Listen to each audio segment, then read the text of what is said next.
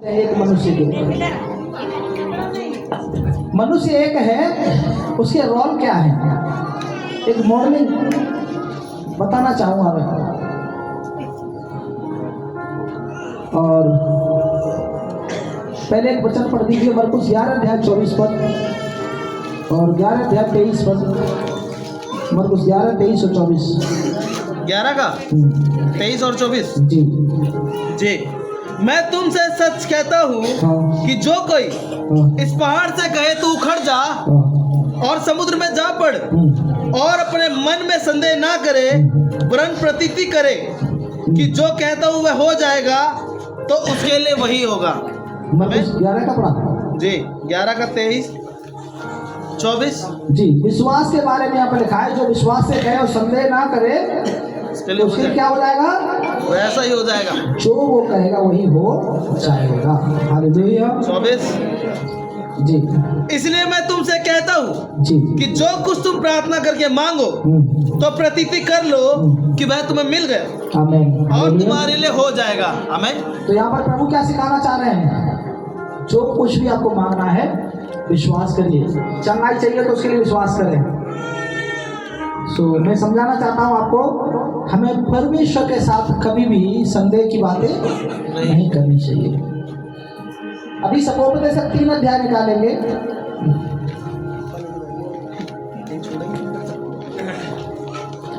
और 1 और 2 वचन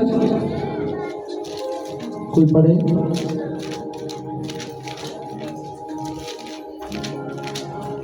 3 अध्याय हाँ 1 और 2 वचन। 1 और 2 ठीक है। Page number 806। जी। हर एक बात का एक अवसर यानी एक मौका होता है। ये मौके निकल जाते हैं। शादी होना भी एक मौका है। कभी कभी बहुत अच्छे रिश्ते आ रहे होते हैं और हम ठुकराते जाते हैं, और एक समय ऐसा आता है तब रिश्ते ढूंढने से भी नहीं मिलते। कभी कभी आपकी नौकरी जबरदस्त नौकरियां मिल रही होती हैं, आपको बहुत अच्छी गाड़ियां बहुत सस्ती मिल रही होती हैं, और कभी कभी कबाड़े की गाड़ी भी आपको बहुत महंगी मिलती है, बहुत मुश्किल से। हर चीज का एक समय है, और जो समय प्रभु ने ठहराया है उस समय को पहचानना सीख लेना। आज से बता रहा हूँ, आपकी जिंदगी बहुत आसान हो जाएगी, बहुत सरल हो जाएगी वो जिंदगी। आगे और प्रत्येक काम का और हर एक काम का जो आकाश के नीचे होता जो इस आसमान के नीचे होता है, एक समय है।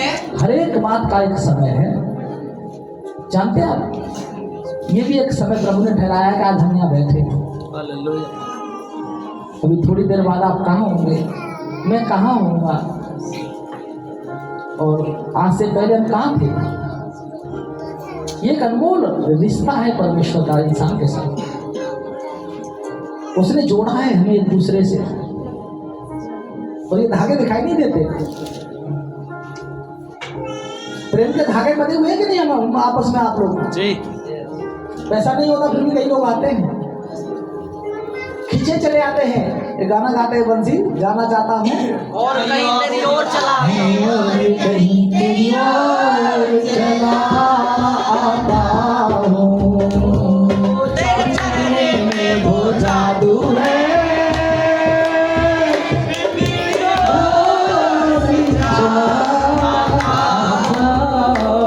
जाना होता है और कहीं तेरी ओर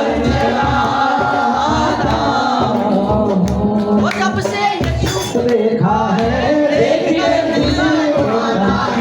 मान कर दिल ये कहता है तेरी खुशियों का ये सुनिगारा तेरे प्यार की मंजूरी कर दे कभी मेरी पूरी तुझसे थोड़ी भी दूरी मुझको करती है दीवाना चल पड़ता हूँ तेरे बोलों पे मेरे रोज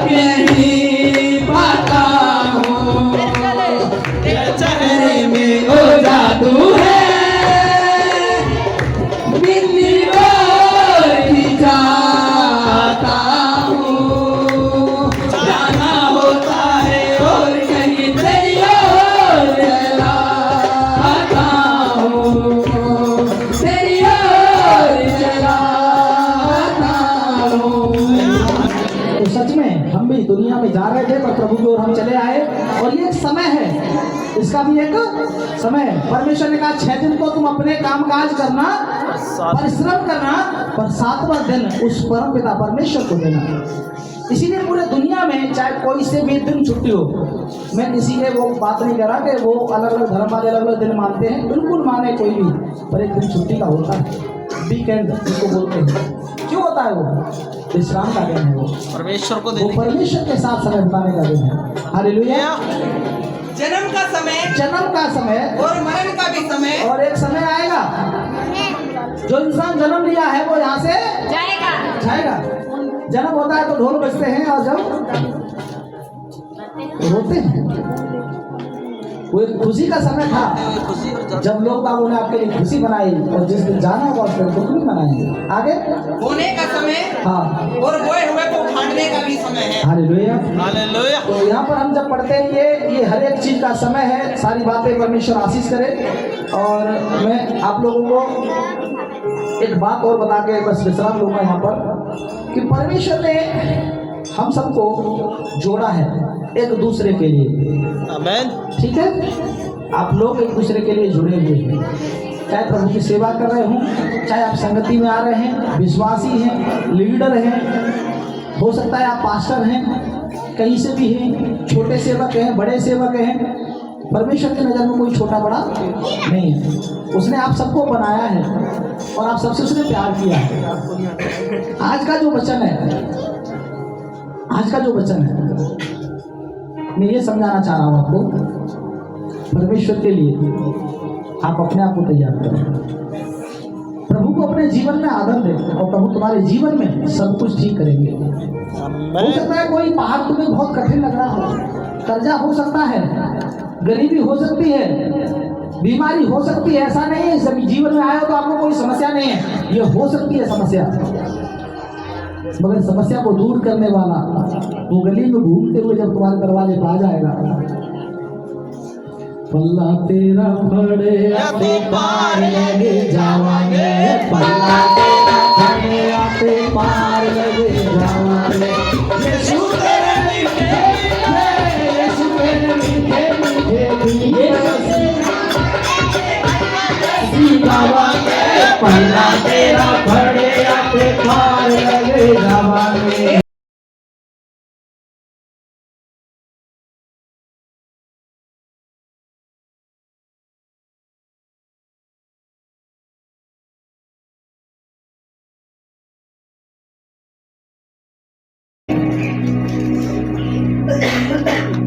कभी ध्यान दिया इसी में? जब मैंने पहली बार ये वचन पढ़ा था तो मेरे मन में ये आ रहा था कि ये स्वर्गीय धन की बात, जैसे हम कुछ करेंगे यहाँ से तो अच्छे काम होंगे हमारे, ये होगा। फिर हमें लगा कि धन की बात है तो पैसा हमारा स्वर्ग वाला पैसा कैसे होगा। यीशु मसीह के लिए हम जो भी कुछ खर्च करते हैं, याद रखना आज, चाहे हम समय दें, चाहे हम पैसा दें, चाहे खाना खिलाएं किसी को, यीशु मसीह के लिए जो कुछ कर रहे हैं उसका फल स्वर्ग में मिलता है। प्रभु का वचन हमें बताता है, 1 कटोरा पानी भी यदि कोई मेरे नाम से पिला देगा तो उसका फल खोएगा नहीं। कहाँ पर मिलेगा उसका फल? बाइबल हमें बताती है, जब तुम ढंढोरा पीटते हो, जब तुम गाना शुरू कर देते हो लोगों को, तो तुम्हारा फल आ चुके मिल गया। मगर जब आप चुपचाप ईमानदारी के साथ जो भी किया, गुप्त किया अगर करते हैं, तो तुम्हारा फल कहाँ मिलेगा? स्वर्ग में। आज से आपको मैं अच्छा बता रहा हूँ, सब कुछ कमाते हुए ऐसा नहीं कि खाली यहीं पर उड़ा के चले जाओ। कल हल्दी की रस्म हो रही थी,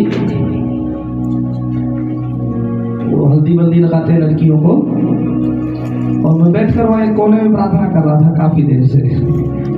प्रभु मुझसे बातचीत करने लगे और वही बातें कह रहे थे, प्रभु ये कितना सुंदर मौका है, तुम लोग सब खुश हो। मैं बोला हाँ प्रभु अच्छा है, शादी बुरी बात नहीं है, ये बहुत आदर की बात है। कल मैसेज भी देना आप, मैंने बोला ठीक है प्रभु दूंगा। मगर समझाओ। ये जो जिसके लिए है उस बात को लोगों को समझाओ।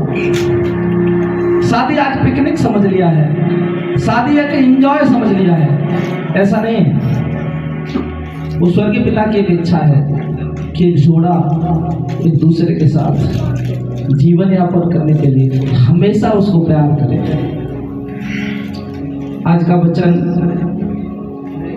स्वर्गीय धन और पृथ्वी के धन के बारे में है।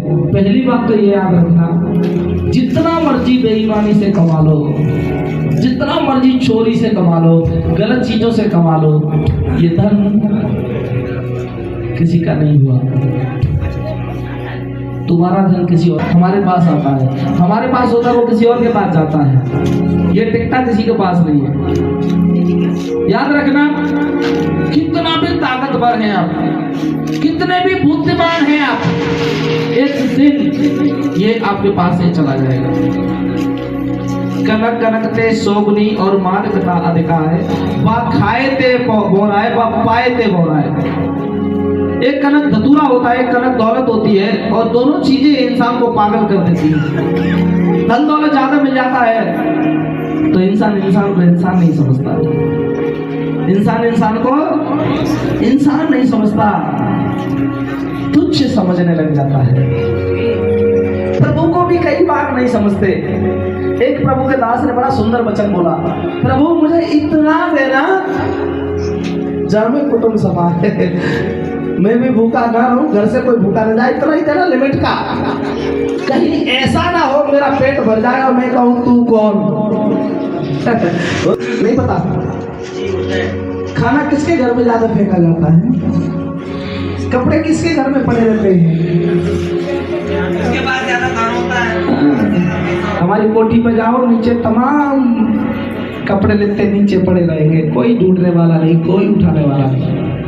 जब कहीं से आते हैं हम तो उठा के रखने जाते हैं ऊपर, बहुत कपड़े पड़े रहते हैं ऐसे ही। क्यों पड़े रहते हैं? बहुत है प्रभु के लिए से दिया हुआ है, अपार है। जिसके पास एक ही जोड़ी होता है वो नहाता है, सुखाता है, फिर पहनता है, तब जाता है, उसका कपड़ा कभी खोएगा नहीं ना।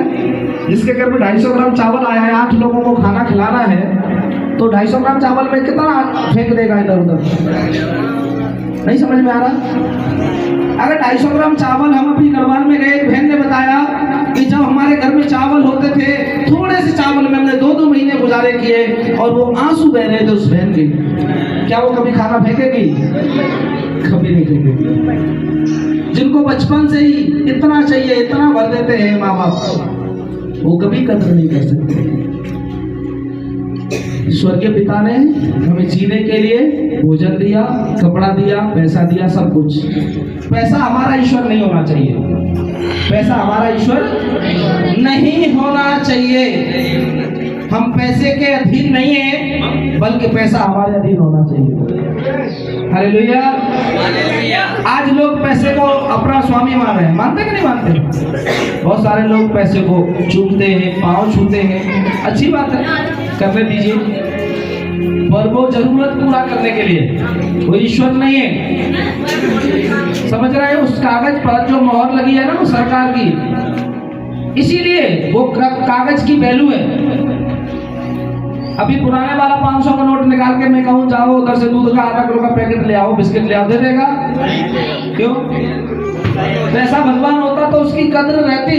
अब उसकी वैल्यू नहीं है, क्योंकि वो पहले वाला था, उसका लाइफ खत्म, दूसरा वाला चल गया। ऐसे ही एक दिन हमारे साथ भी होना है, हमारे साथ भी ऐसे ही होना। हमारी करेंसी बदल जाएगी, ये धन बदल जाएगा, बाइबल में बताती है। तब आपका असली जो कभी मिटने वाला नहीं है, वो स्वर्गीय धन, जिसके बारे में मैंने कहा पुण्य, धर्म, अच्छे कर्म करना है हमें। कई लोग ऐसे कहते हैं वचन को ना उल्टा कोट करना लोगों को ज्यादा आता है। एक वचन को लेकर मेरे को एक मसीह भाई बोलते हैं, बोले भैया अच्छे कर्म तो मैले चितड़ों के समान है और हमें कभी अच्छे कर्म नहीं करने चाहिए। हम तुम्हारे बारे में सुनते हैं, तुम लोगों को खाना पीना खिलाते हो, मदद करते हो, विधवाओं को कभी कुछ करते हैं, या कोई गरीब होता है उनके बच्चों को पढ़ाते हैं आप। तो मैंने बोला ये हमारे प्रभु ने भी किया। और आप तो विधवाओं को सुधी लिया कि नहीं? और उसने कहा लेना है। तो मैंने कहा ये हमारा काम है, हमारा काम है ये कि हमारे प्रभु ने सौंपा। कंगाल विधवाओं की सुधि देना, याद करना उनको, उनके बारे में, उनके बच्चों के बारे में कौन करेगा? उनका बाप नहीं है ना, उनकी खेती बाड़ी नहीं है, कंगाल है वो, तो कौन उनके बच्चों को ट्यूशन के लिए भेजेगा? कौन पढ़ाएगा उनके बच्चों को? हम पढ़ाएंगे। ये सौंप कर गया हमारा प्रभु। सरकार बना रही है, अच्छी बात है, पर सरकार सब जगह नहीं जा पाती। सरकार का काम कई जगह जो होना चाहिए नहीं होने देते, कई लोग बीच में खा जाते हैं उसका सिस्टम। पर हमारा कुछ कर्तव्य है, हम भी करें अपने देश के लिए। तो उन्होंने कहा ये तो गलत है वचन के अनुसार।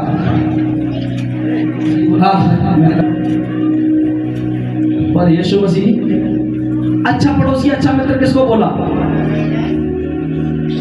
बोला मेरा पड़ोसी कौन है, तो किसको बताया?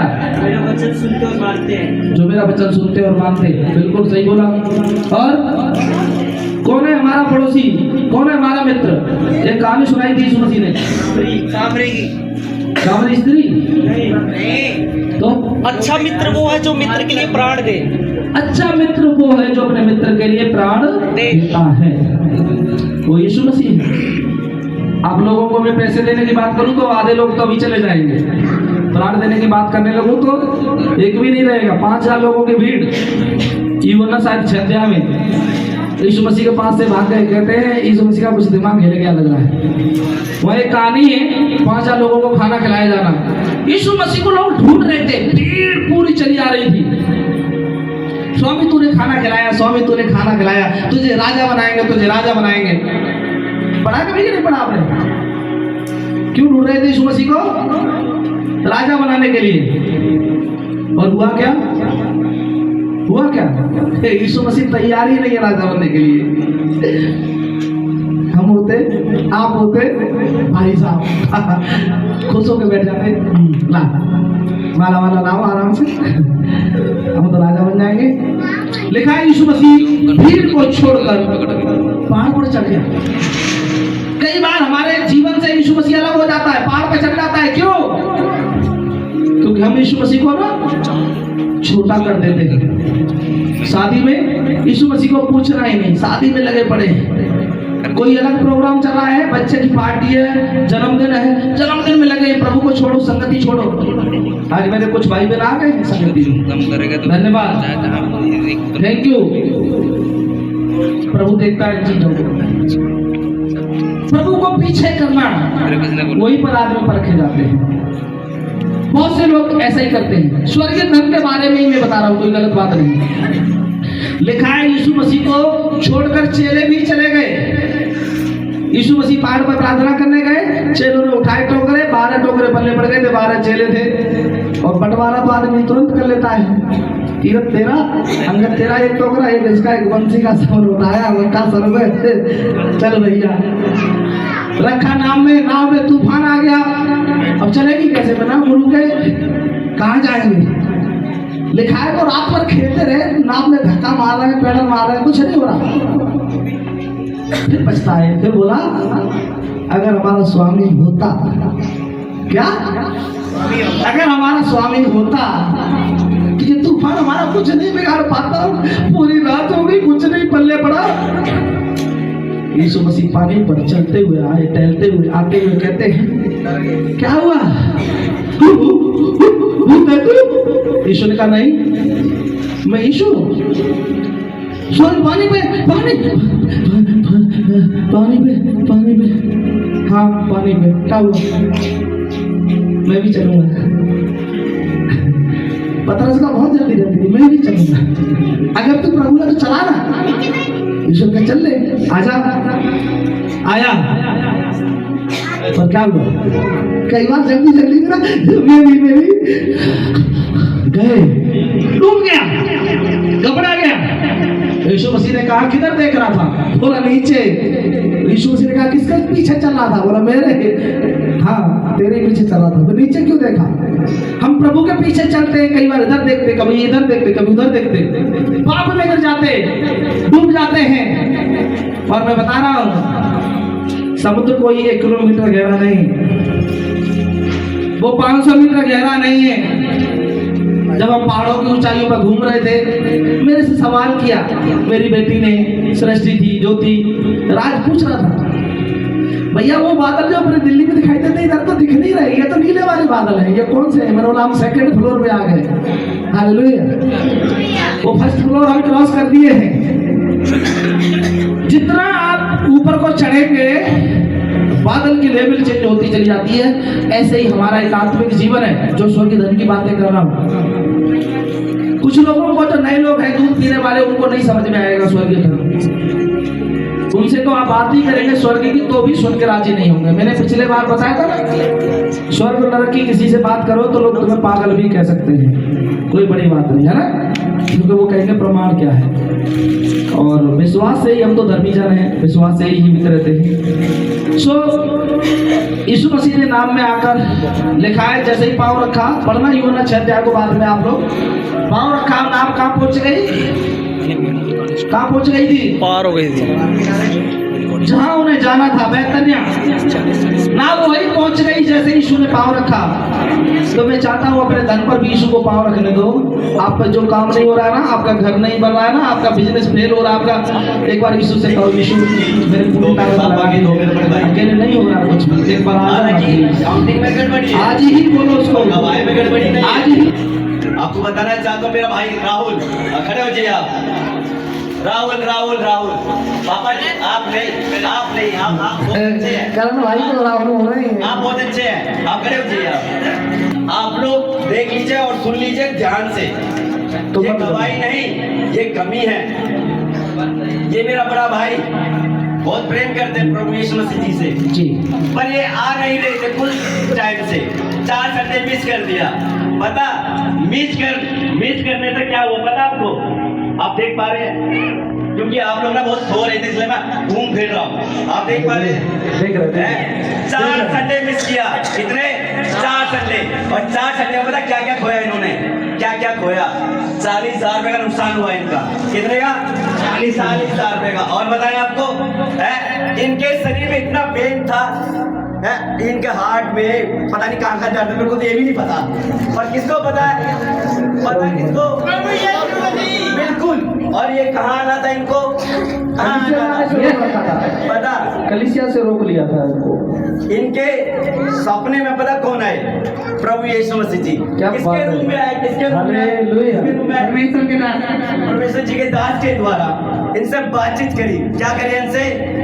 बातचीत करी। इनसे कहा कि तू बेटा चाचा, जो तेरा खो गया है, जो तेरा चला गया है, मैं वापस डबल दूंगा तुझे यीशु के नाम में। कैसे मिलेगा? डबल। आज जब राजा कर रहे थे तो पता आपको क्या हुआ? इनके यहाँ पे दर्द था, बताइएगा जल्दी। ऐसे बोलेंगे, इतना ज्यादा पेन था कि मुझे लग नहीं रहा था कि मैं यहाँ पे खड़ा भी हो पाऊंगा। लेकिन जब मैंने तेज मतलब भजन भी सुना और आराधना के अंदर तेज तालियां बजाई, मैं हकीकत में बिलीव नहीं कर पा रहा कि वो दर्द भी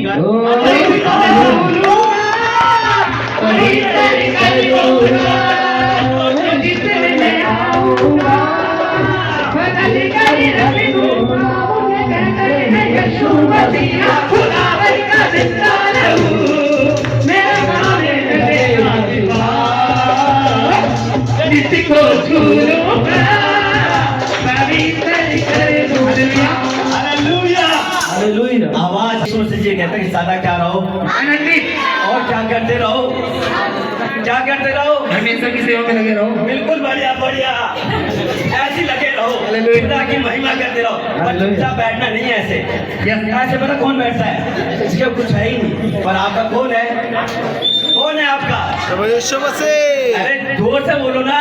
क्योंकि जिंदा खुदा है हमारा, जिंदा खुदा है हमारा। इन्हीं के ये क्या आपके?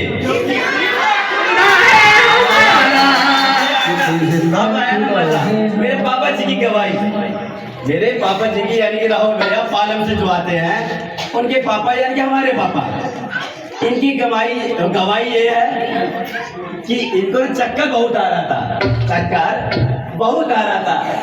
पता इन्होंने एक चीज नहीं खाई, वो क्या था? गुटखा क्या नहीं खाया ने? वचन नहीं खाया। तो इनके जीवन में क्या आ गया? चक्कर आ गया। क्या आ गया? चक्कर आ गया। जैसे ही भैया जी ने यानी परमात्मा जी के दास ने प्रार्थना किया तो क्या हो गया? अच्छे हालेलुया, क्या हो गया? अच्छे हो गए। अच्छे हो गए। और चंगाई दी खुदा ने, जिसने चंगाई दी खुदा ने। यार आप लोग बड़े उदास हैं। ईश्वर ने, खुदा ने। क्या प्रभु यीशु मसीह क्या है? क्या है? मूसा को कैसे दर्शन दिया? मूसा जी को कैसे दर्शन दिया? आग से। आग से। तो कैसा होना चाहिए आपको? कब चलेगी? कब? मेम साहब और मेरी मम्मी और मेरे पापा है, कब चलेगी वो आग? चलाओ ना, बोलो हालेलुया। ये आग कभी ठंडी ना हो, ये आग कभी ठंडी ना हो। खुदा यीशु मसीह के हाथ में दे देता हूँ। हालेलुया।